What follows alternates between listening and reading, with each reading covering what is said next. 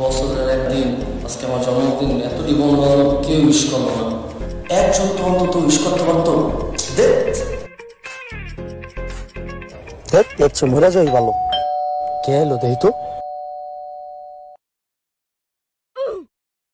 উপর আইসি রে। Yes yes. কিরে মামা তোরা? ওই ভুললা গেছে গা।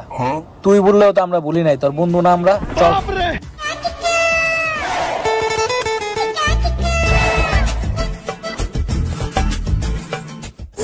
তোরা দোষে তোমার, আমি বুঝতে পারি নাই দোষ।